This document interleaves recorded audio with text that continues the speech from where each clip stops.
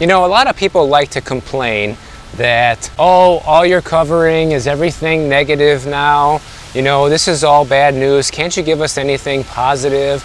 But the reality is, guys, the way to stay on top of things and the way to understand what's going on out there is to pay attention to what's happening in the market, what's happening in the economy. Because if you don't, you're never going to be able to stay ahead of the curve. So basically, anyone who clicked on this video probably wants to know. So if you don't want to know, then I'm not sure why you're here. But anyways, let's get started.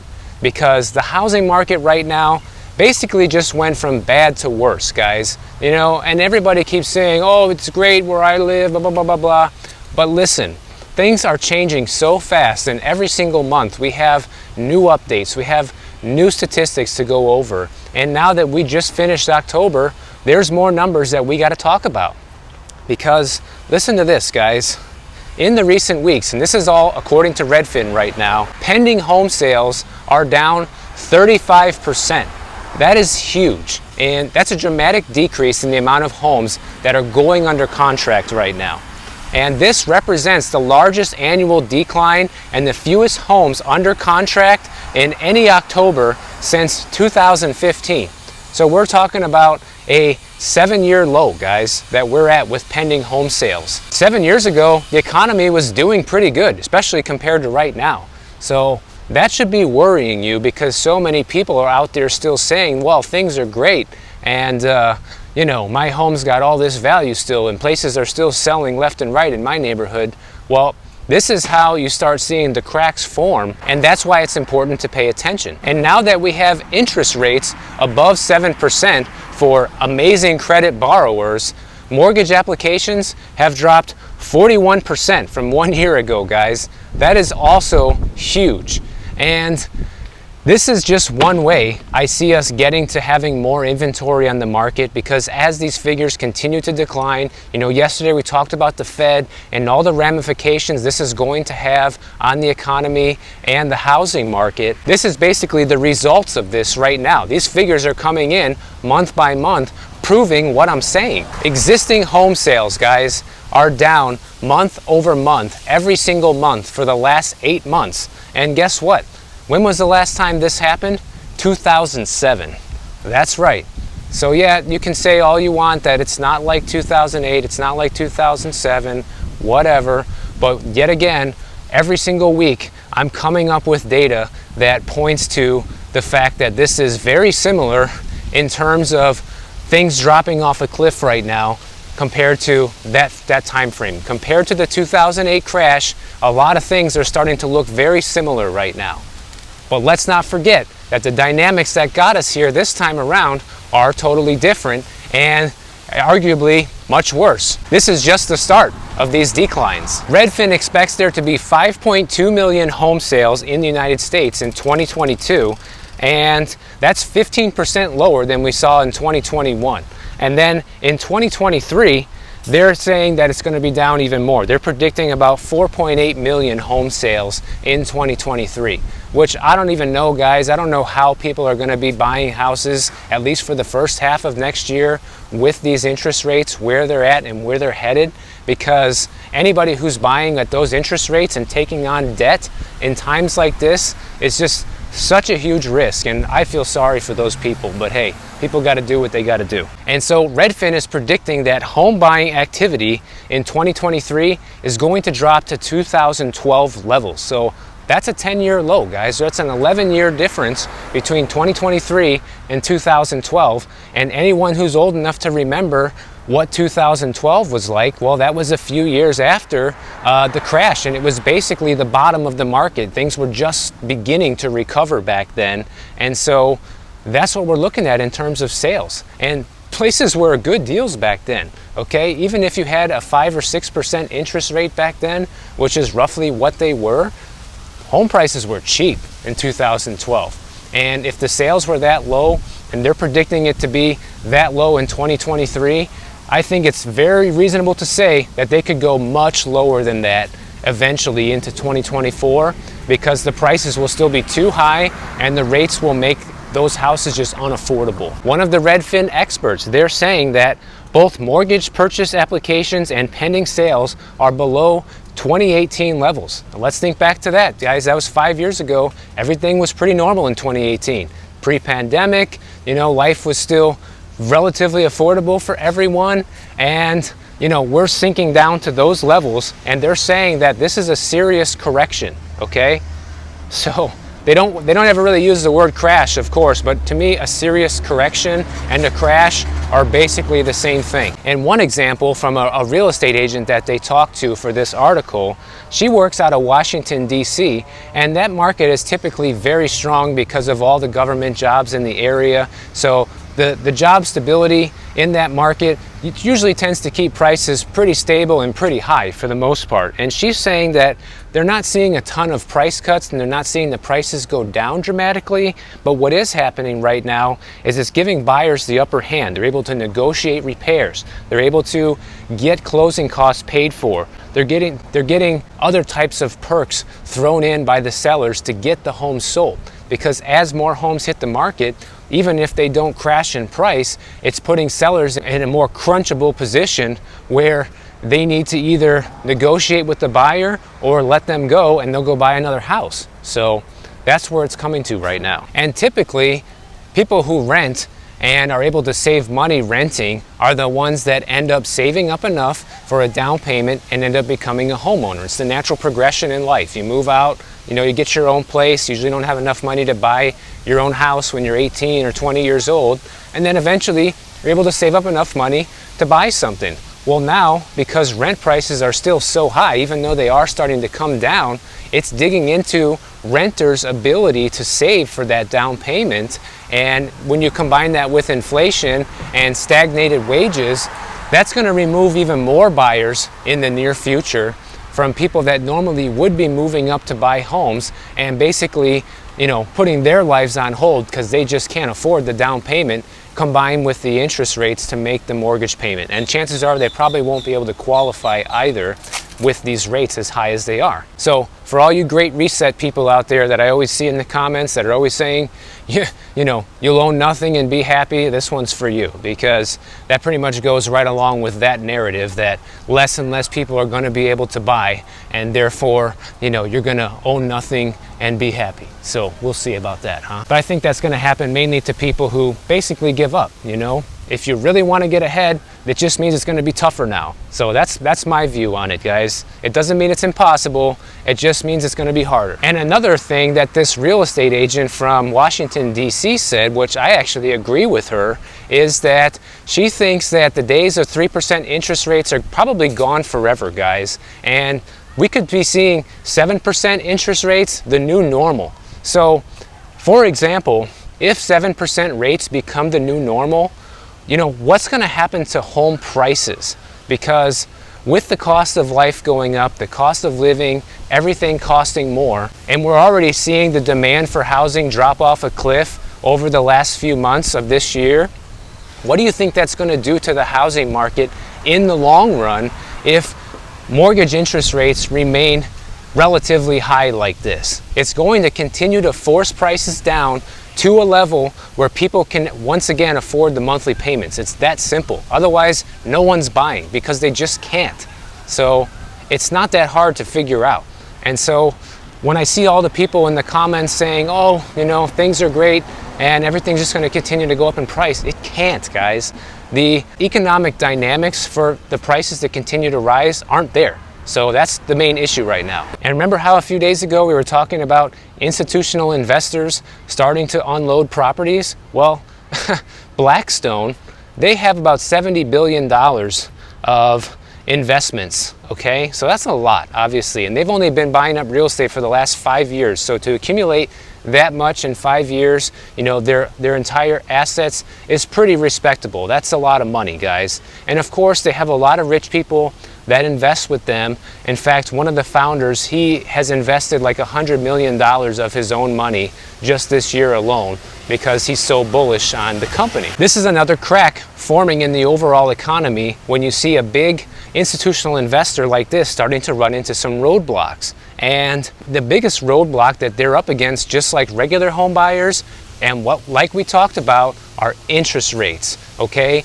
These institutional investment companies borrow just like we do, just like you and me. They borrow money to buy real estate. And oftentimes, they'll take short-term adjustable rate loans because they're looking to make quick profits for their investors. And what it's doing, it's making properties and investments that once were profitable not so profitable anymore. Just like we've talked about a bunch on the channel of how a regular buyer, a regular homeowner can get in trouble with adjustable rate mortgages. You know, if your mortgage payment goes up $500 a month, $700 a month, can you still afford that? Well, that's what's happening to Blackstone, but on a much larger scale right now. So these guys are fighting these higher interest rates as well, and it's eating into their profit margins. And how do we know it's eating into their profit margins? Well, guess what, guys? Their withdrawal rate from their investors is starting to go up because a lot of people that invest money with them are starting to realize, hey, I think the party's over with the economy, and investing in this real estate fund right now is probably not the best idea. And it's down to the point where Blackstone is starting to implement thresholds on how much money their investors can take out. So imagine if you're like this guy who's super rich, you know, he invested $100 million, right? And they say, well, you can only take out 20. You know, you have to leave the other 80 in here. Would you be happy with that? Now, I know most of us don't have that kind of money and probably never will, but that's not really the point. Imagine any type of investment that you have and you want to pull out, and they say, well, you can only take out maybe 20% of what you invested. The rest has to stay in with us, otherwise the fund won't survive. So that should tell you something right there. You know, people are worried about taking money out of the banks. You should be worried about being able to get your money out of these investment funds right now more than the banks. And basically what they're doing is they're trying to do all these fancy things like credit swapping and, you know, borrowing against certain debt and inheriting debt and all these kinds of things that I can't even explain to you guys to try and prop up this fund, essentially, is what they're doing right now. So, you know, everyone's been saying, you know, BlackRock, Blackstone, these big companies are going to buy up everything and they have unlimited numbers of cash. Well, it turns out that they don't, guys, because these guys are funded by private investors, and if private investors get spooked and they think there's a better place to put their money right now, they're going to be pulling out as much as they can from these big companies like Blackstone. But they're also going to be stuck because since there's going to be limitations on how much they can pull out, you know, finally that's going to start catching up with, you know, the endless appetite for greed and, you know, the return on investment for people that have all this money. Need another indicator that this is the recession, guys, and it's already here? Well, here you go. There was a poll from Alignable Research from small business owners. Just in September alone, the amount of small businesses that are delinquent and late on paying their rent payments jumped 7%. And that brings the total number of businesses that are behind right now to 37%. So imagine almost 40% of small businesses across the country right now are not paying their bills on time, including their rent, guys. That is extremely alarming because that's inching close to half, okay? And what are some of the reasons they're not paying? Well, they're not paying because of higher rents. They're saying negative impact of high inflation, recessionary fears, and consumer spending slowing down, and ongoing supply chain issues making it difficult to conduct business. And they're saying that these numbers show we're not on the precipice of a recession, it's here. And I completely agree, guys. I know a lot of you that watch the channel agree as well. And, you know, this is not a happy thing to talk about, but it's good to recognize that it is happening because it's basically solidifying what we already know and is verifying that all the decisions we're making because of this have been correct. And according to this poll, the small businesses that are getting hit the hardest right now are in the automotive business and the restaurant business. And for those two types of businesses in particular, 50% are behind on paying their rent right now. So that's insane. I mean, I didn't even know this, guys, until today. I mean, I've heard some stories about it, but to find out that it's that many is pretty alarming because what this is going to do is it's going to create a vicious cycle. Think about the dynamics of how all this works. As small businesses cannot pay, the landlords are going to kick them out and they're going to go out of business, all right? So what happens? You have a small business that has 5 people working there. All those people are out of work now. They're all going to be in the job market that's supposedly super strong right now, that they're saying they're all going to be out there looking for a new job. What else happens? We have more retail spaces than we already have now start to go vacant, and that puts the landlords, the people who own these vacant retail spaces, in a very vulnerable position where it makes it difficult for them to pay their mortgages, to pay their property taxes on these empty retail spaces. And it also puts them in a position to where they might start hiking rent payments on existing clients even more to try to make up the difference. So when you have some of these businesses going under, you have less people paying, similar to like a state like California, for example, where all of their high income earners are leaving in droves, forcing the state to collect even more taxes from the people that stay. And this is a very similar situation to what these landlords are going to be in right now, basically trying to figure out, should we charge the ones that we have more and put them under in hopes to keep ourselves afloat and wait till there's nobody left, or take the hit ourselves? And so imagine eventually there's no one left to charge because they put everybody out of business. So you have all these people out of work, unemployment's going through the roof, people can't pay their bills. That leads to delinquencies on mortgages and other types of loans like auto loans, personal loans, HELOC loans, you name it. Meanwhile, these landlords are getting foreclosed on. The retail spaces are getting foreclosed by the banks, and the bank's inventory is starting to pile up with these empty office spaces that no one wants or can afford. So I think you're all starting to get the picture of how all these things are related and how this can really screw things up. And if you look around and you don't see this happening right now, that's great, because that means things are going pretty good right now compared to how it's probably going to look in a year from now. So that's why I'm talking about this, just so everyone can be aware of what's coming. Because even if it doesn't end up happening this bad, say it only happens half as bad as I'm saying it will, at least you're ready, guys. It's better to have the food in the pantry and not need it than to have an empty pantry with empty grocery shelves, right?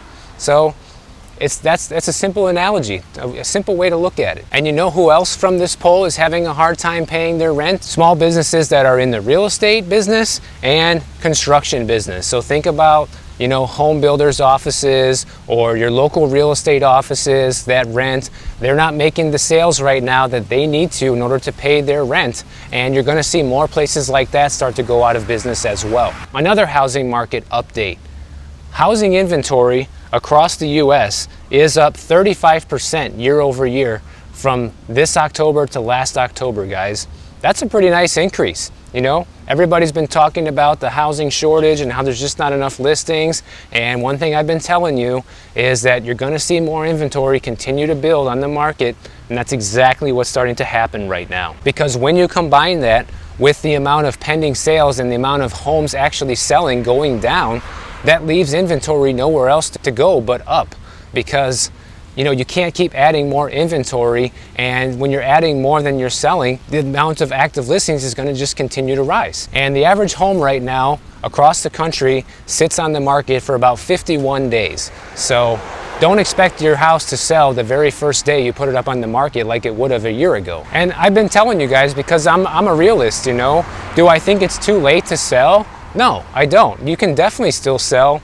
In fact, in my experience, real estate will sell in any market, guys, no matter how up or how down it is. It's all just depending how flexible you can be as the seller and what your motivation level is to get the property sold. So the more realistic you are with your pricing and your expectations on getting the property sold, you're gonna get it sold, even in times like this. Is it too late to get peak profit?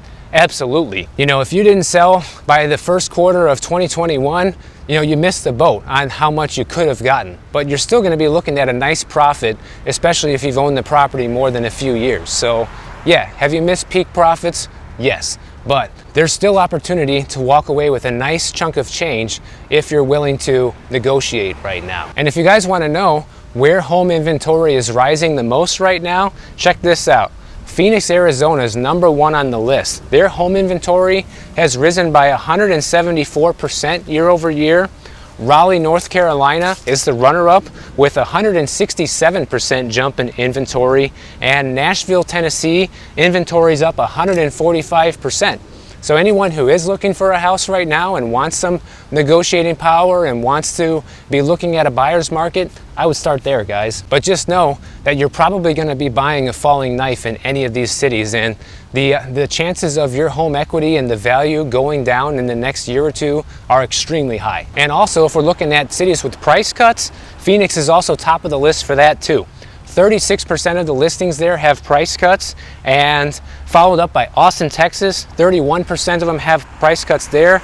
Las Vegas, Nevada, 24% of listings have price cuts right now. Check this one out. 3,300 square foot house built in 1930, but supposedly it was fully renovated. The owner bought it back in 2013 for $1.2 million. Fast forward to today, it's for sale for $5.65 million. And I know one other thing that all of the economy and housing market bulls are going to say, oh, Michael, the 30-year mortgage rates went down to 6.95%, you know, and it was a little over 7%. So now it's going down. It's already priced in. It's not, guys. It's temporary. Mark my words, you'll see after this most recent rate hike we had from the Fed this week, in a couple weeks from now, you're going to see regular people looking at 8% mortgage interest rates, just like I predicted earlier this year. And honestly, guys, I'm proud that this prediction came true, because it makes me realize that I'm doing the best research I can to give you guys the best information I can possibly find on the economy and the housing market. And because I've been paying attention, and hopefully you have too, it allowed me to make a prediction like that, and it's coming true. And the way things are going, I'm going to tell you right now that I think first quarter next year, we're going to see mortgage interest rates for, you know, regular borrowers probably in the 10% range. You'll see. So don't be fooled when you see the 30-year rate drop by a tiny little bit and think that everything's going to start moving in reverse. It's not going to happen, guys. It's just a desperate move on behalf of the lending industry to try to get people to borrow once again, thinking that things are going to go in reverse, but it's just going to go right back up. And who are we kidding? You know, when you're looking at 6.95% versus 7.03%, it makes almost no difference in the payment. Things are still super expensive, so don't fall for it. If you guys enjoyed this video and you want to see more like it, make sure you hit the bell notification down below. And if you don't want to wait, check out my next video on the screen right over here, and I'll see you in the next one.